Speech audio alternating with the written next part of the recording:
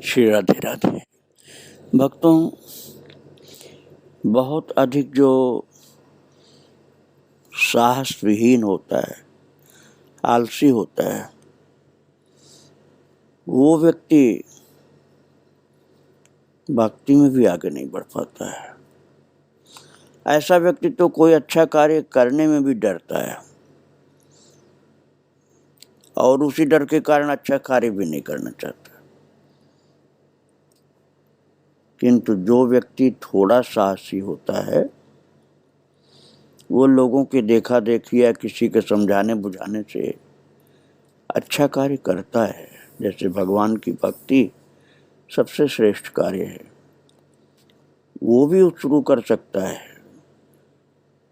थोड़ा हिम्मती होता है तो। और जो श्रेष्ठ करता होता है, उत्तम कोटि का साधक होता है, उसकी बात ही निराली होती है। मध्यम कोटि वाला निकृष्ट से अच्छा है, क्योंकि निकृष्ट तो कार्यारंभ ही नहीं करता, साधना शुरू ही नहीं करता। मध्यम वाले के सामने कोई बाधा आ जाए तो रुक जाता है, फिर कहता मेरे बस का नहीं है, छोड़ देता है। किंतु उत्तम कोटि वाला जो होता है, बाधाएं आती रहें, कितनी भी आ जाएं, लेकिन वो अपने सन्मार्ग के पथ से विचलित नहीं होता। अर्थात वो भगवान की भक्ति में चल पड़ा है तो चाहे कितनी बड़ी बड़ी बाधा आ जाएं, वो अपने प्रभु की भक्ति, संतों की सेवा आज को छोड़ता नहीं है। और महाराज श्री गणेश कुंवर और उनके पतिदेव मधुकर शाह, ये दोनों ही महान संत भक्त थे। अंदर से संत थे, किंतु वेश धारण संत का नहीं किया था, इसलिए इनको महान भक्त आप कह सकते हैं। अंदर से महान भक्त थे। इनके सम्मुख यही समस्या आई थी, क्योंकि इनके पिताजी, मधुकर शाह के पिताजी जब राजा थे, तो मधुकर को कोई भी संत सेवा करने में कभी भी बाधा नहीं डालते थे, बल्कि उत्साह बढ़ाते थे और सहयोग करते थे। और जब पिताजी का शरीर जंगल में शेर के आक्रमण के द्वारा समाप्त हो गया, तो पिछले दिन आपने श्रवण किया था, तब मधुकर जी का जो बड़ा भाई था वही राजा बना, और उसके जो कुछ सेवक थे बिगड़े हुए स्वभाव के, उन्होंने उसको भटका दिया मार्ग से। ये कह दिया कि तुम्हारा छोटा भाई मधुकर शाह तो साधु संतों के लिए धन लुटाता है, वो गलत कर रहा है, आप रोक लगा दो। और महाराज बड़ा कठिन रोक लगा दिया। तब गणेश कुंवर जी ने कह दिया कि आप चिंता मत करो, इस दासी के पास अभी स्वर्णाभूषण बहुत हैं जो मेरे माता पिता ने दिया है, वो आप निश्चिंत होकर के संत सेवा में लगाइए। महाराज, जो उच्च कोटि के भक्त होते हैं वही संतों के प्रति श्रेष्ठ भाव और सेवा भी कर सकते हैं।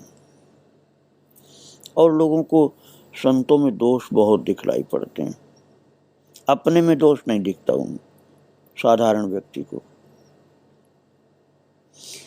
गणेश कुंवर जी की भक्तिपूर्ण सेवापूर्ण बातों को सुन करके मधुकर शाह जी बड़े प्रसन्न हुए और कहने लगे, आप धन्य हैं, आपकी साधु निष्ठा के समक्ष में नतमस्तक हूं। देवी, वैष्णव संत मेरे प्राण हैं। वैष्णव संत का तात्पर्य भगवान के भक्त जो, और मैं उनकी सेवा के बिना जीवित कैसे रह सकता हूं। भक्तों, गणेश कुंवर जी ने प्रस्ताव एक रखा कि हम क्यों न कुछ समय के लिए नगर की सीमा के बाहर किसी गुरु आश्रम में रहें। वहाँ रह करके हम प्रजा के सुख दुख की भी जानकारी लेते रहेंगे और वहीं वैष्णव संतों की सेवा भी करते रहेंगे। मधुकर जी बोले, विचार तो अच्छा है आपका, इसके लिए तो तुंग तपोभूमि सबसे सुरक्षित स्थान है, और जो वेत्रवती नदी के साथ जामुनी और घुरारी नदियों के बीच प्रकृति की अत्यंत रमणीय गोद में बने हुए साधुओं के मठ में हम अनाथों को शरण अवश्य ही मिलेगी। हमारे वहाँ रहने से वैष्णव साधु संत राज सदन के बजाय उसी स्थान पर आकर के ठहरा करेंगे और वहाँ हम अपनी साधु सेवा के साथ भी पूरी कर सकेंगे। महाराज गणेश कुंवर जी का प्रस्ताव मधुकर शाह जी को बहुत अच्छा लगा। मधुकर शाह और गणेश कुंवर के तुंग तपोभूमि में जाकर निवास करने से साधु संतों का समूह उसी ओर मुड़ गया, क्योंकि संत लोग जान गए थे कि अब राजाओं का जो विचार था दूषित वाला वही आ गया इनके बड़े भाई के अंदर, और वहाँ महल में जाना ठीक नहीं।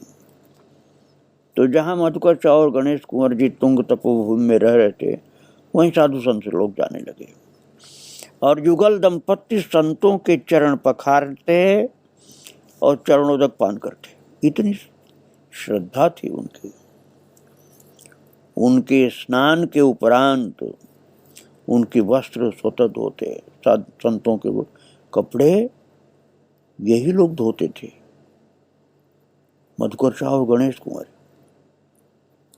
पुष्प, चंदन, इत्र और आरती आदि से संतों का पूजन करते और प्रातः का नाश्ता जिसे साधु लोग बाल भोग करते हैं, बीच का दिन का दोपहर का भोजन राजभोग कहलाता है, और संतों की बोली में शाम के भोजन को ब्यारू कहा जाता है।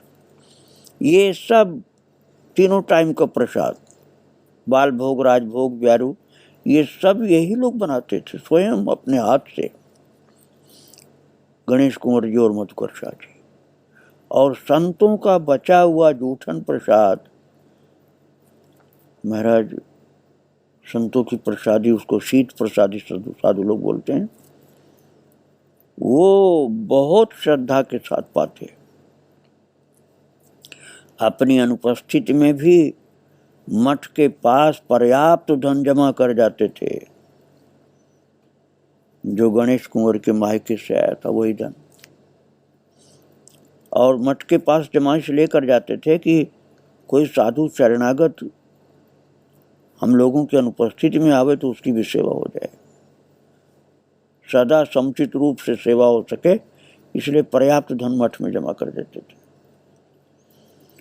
और भक्तों, जो संत और भक्त थे उनको तो बहुत आनंद आया, किंतु जो विरोधी पक्ष के लोग थे जिन्होंने संतों के विरोध में राजा को भड़काया था, उन लोगों को जब जानकारी हुई कि गणेश कुंवर अपने मायके के धन से संतों की सेवा करने लगी जंगल में जाकर संतों के बीच में, और वहीं मधुकर शाह जी भी सेवा में लग गए हैं, तो उस विरोधी पक्ष को लगा कि हमारी योजना असफल हो गई। तो उन्होंने मधुकर शाह को नीचा दिखाने के लिए एक और चाल चली।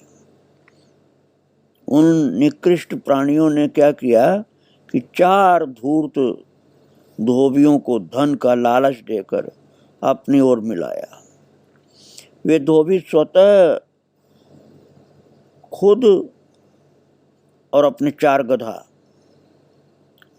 कपड़ा धोने के लिए पहले गधे होते थे, अब तो लोग मोटरसाइकिल पर लेकर चलते हैं, तो गधों के ऊपर जो धोबी कपड़ा लाते थे उन धोबियों ने गधों को भी साथ में लिया, और महाराज जो दुष्ट लोग थे भगवान के भक्तों का उपहास, संतों का उपहास करने के लिए 4 धोबियों को साधु वेश धारण कराया, यहाँ तक कि गधों को भी तिलक लगाया। हंसी करने के लिए, संतों की हंसी करने के लिए गले में कंठी पहना और उन गधों को भी पहना दिया। और रामनामी चादर वो चारों नास्तिक धोबी लोग ओढ़े और गधों को भी उड़ा दिया। और मधुकर शाह के महल में, अर्थात जहाँ वे रहते थे, वहाँ इनको सिखाया गया था, महाराज दुष्टों के द्वारा सिखाया गया था कि गधा सहित जाना अंदर और जय सीताराम जय राधे श्याम कीर्तन करते हुए जाना। जिंदगी में कीर्तन कभी नहीं किया था इन लोगों ने, किंतु साधु भक्तों को चिढ़ाने के लिए ऐसा नाटक किया। और चारों गधों के साथ ही चारों धोबी जिनको भड़काया गया था विरोधी पक्ष के द्वारा, वो लोग चले गए अंदर। और उनके पीछे षड्यंत्रकारी भी भीड़ में तमाशा महल में देखने के लिए प्रवेश कर गए और भीड़ वाले जोर से व्यंग करने लगे, बहुत गंदा बोल रहे थे, लेकिन उस हंसी के शब्दों में भी नाम भगवान के धामों का ले रहे थे।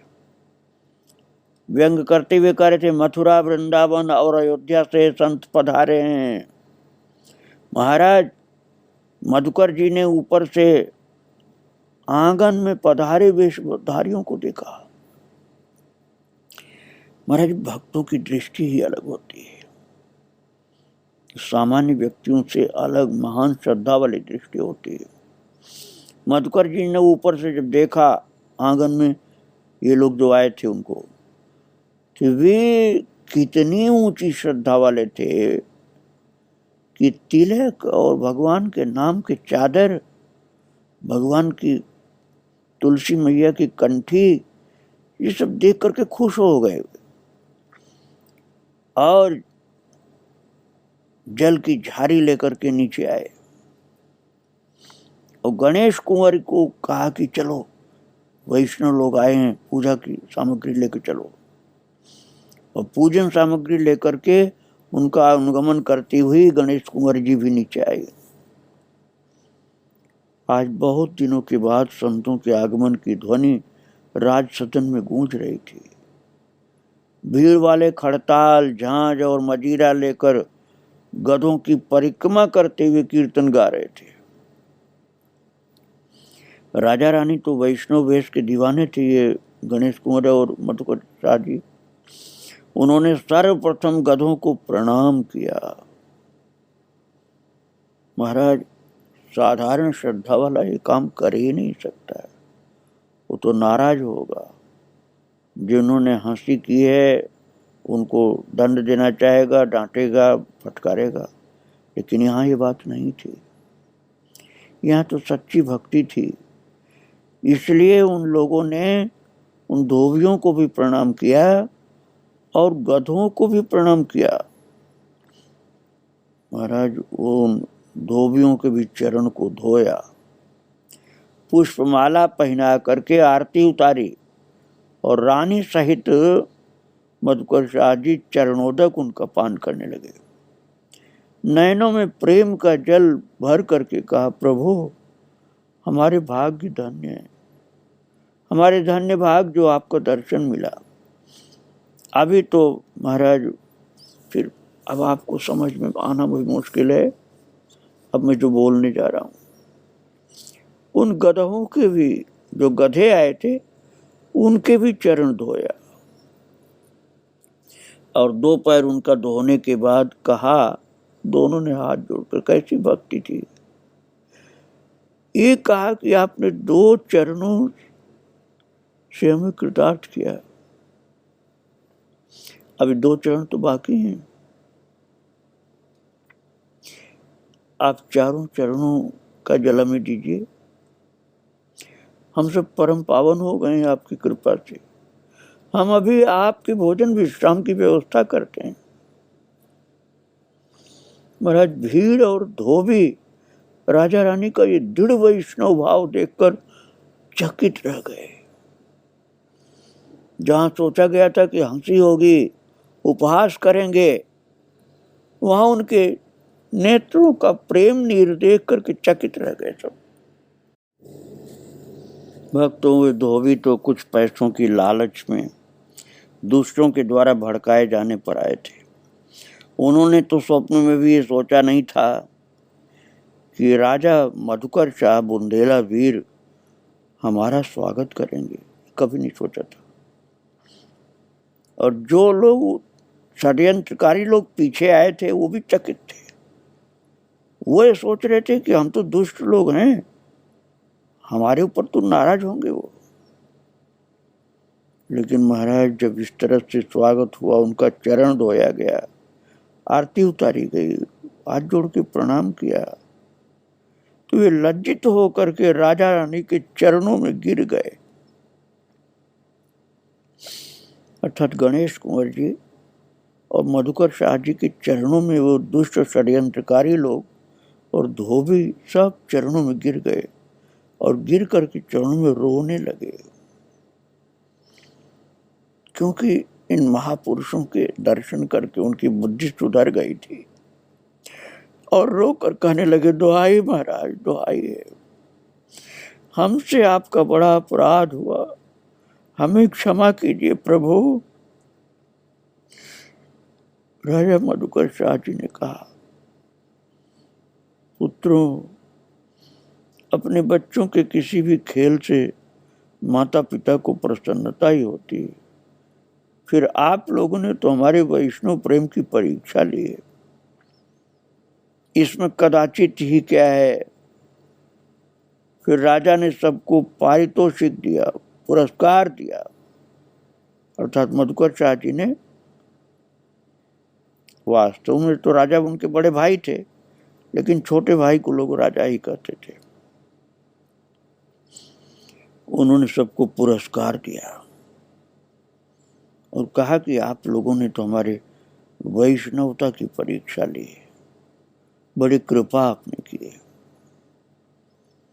महाराज मधुकर शाह जी की सहृदयता से प्रभावित होकर उन दुष्ट स्वभाव के लोगों ने जो संतों की खिल्ली उड़ाई थी, हंसी उड़ाई थी, उपहास किया था, उनका जीवन कितना पवित्र हो गया कि उनकी आंखों से आंसू गिरने लगे कि हम इतने नीच प्राणी और हमारे महाराज मधुकर शाह हमारा इतना सम्मान किए। मधुकर शाह के वैष्णव प्रेम की चर्चा घर घर होने लगी। और जब महाराज भारती चंद्र के कानों तक ये समाचार पहुंचा, भारती चंद्र इनके बड़े भाई थे, मधुकर शाह के बड़े भाई जो राजा थे उस समय, उनका नाम था भारती चंद्र। जब उनके कान तक ये खबर पहुंची तो उन्होंने चुगलखोर सभासदों की भर्त्सना की और स्वतः अपने लघु भ्राता के पास जाकर क्षमा याचना की तथा अपनी राजाज्ञा वापस ले ली। जो चुगलखोर लोगों ने झूठी झूठी बातें बना करके मधुकर शाह की निंदा की थी राजा के सम्मुख,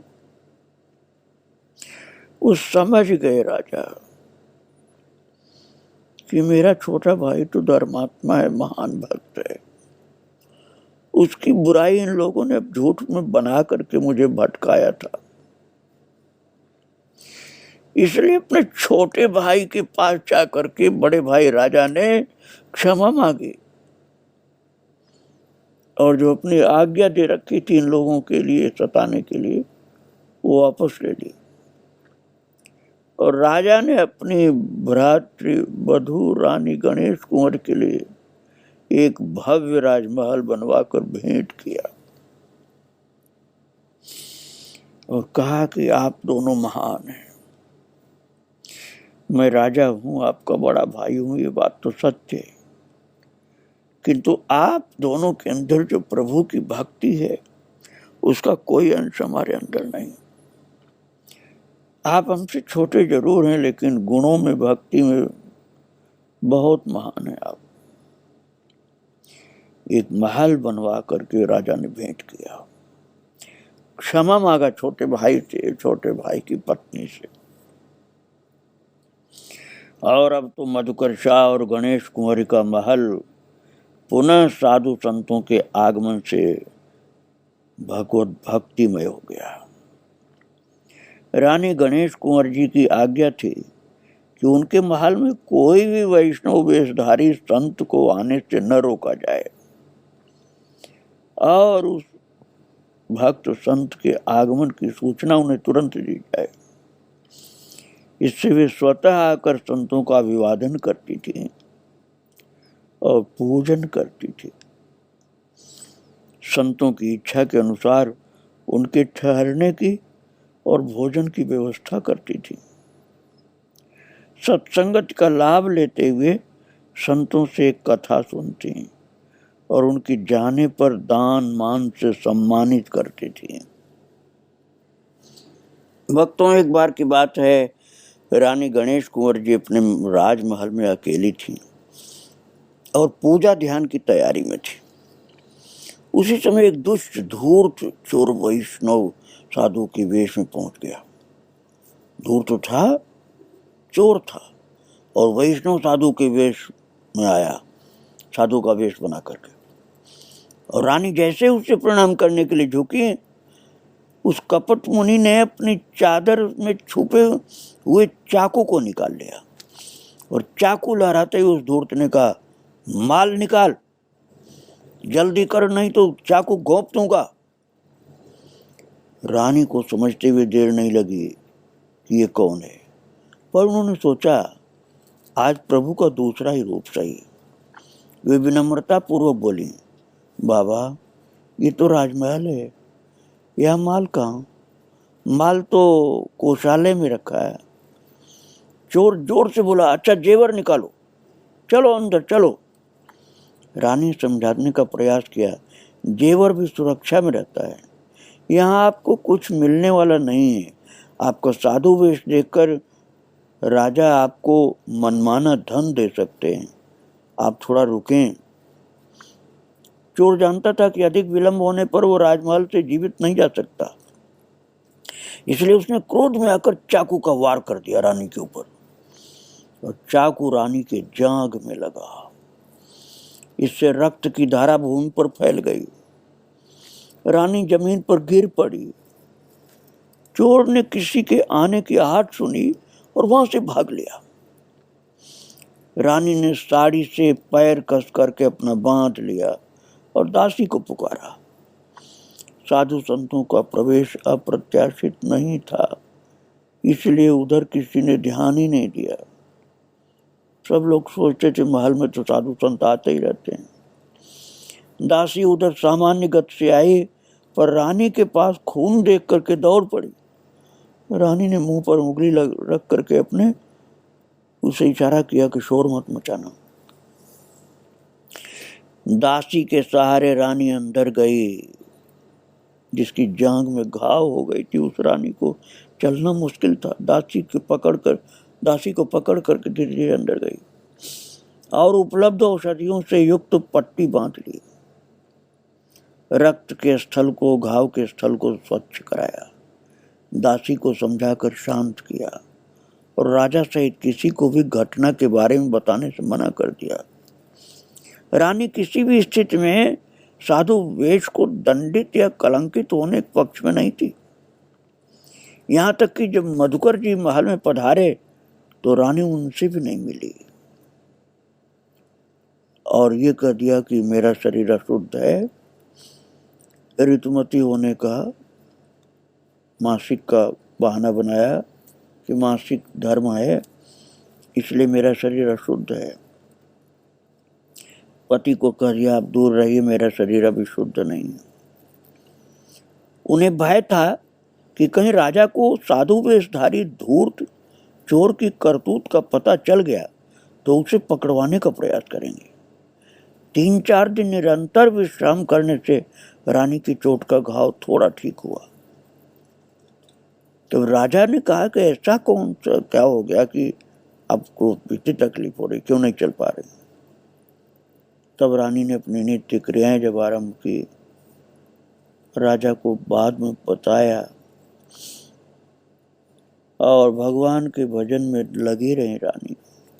न श्रद्धा बिगड़ने दी अपनी, न किसी प्रकार का ऐसा कार्य किया कि उस अपराधी को पकड़ने और दंड देने की बात ही नहीं सोचा। भगवान के भजन में लगी रही, ध्यान जप पूजा में संत सेवा में लगी रही। उन्हें उस ढोंगी साधु के आघात का कोई क्लेश नहीं था। दुख था तो यही कि उनसे अवश्य जाने अनजाने संत गुरु भगवान और वरिष्ठ जनों की सेवा में कोई त्रुटि हुई, अन्यथा उनके प्रभु ऐसी क्रोध मुद्रा ले करके उनके सामने क्यों प्रकट होते। उन्होंने यही समझा कि वो चाकू वाला भी भगवान का ही रूप था। भगवान ने ऐसा क्रोध की मुद्रा अपने क्यों प्रकट की, कोई न कोई गलती उन्हीं की थी, ऐसा सोच रही थी रानी। और दूसरी ओर ये भी संतोष हुआ कि उनकी त्रुटि का परिमार्जन हुआ, शोध हुआ और प्रायश्चित हुआ। उन्होंने यही समझा कि मुझको मेरी गलती का दंड मिला तो ठीक ही हुआ। महाराज, अद्भुत भक्ति थी महारानी की और महाराज की। आज इनके विषय में आपको और सुनाऊंगा। आज महान भक्तों को प्रणाम करके यहीं विराम दे रहा हूँ। श्री राधे राधे, जय श्री राधे राधे।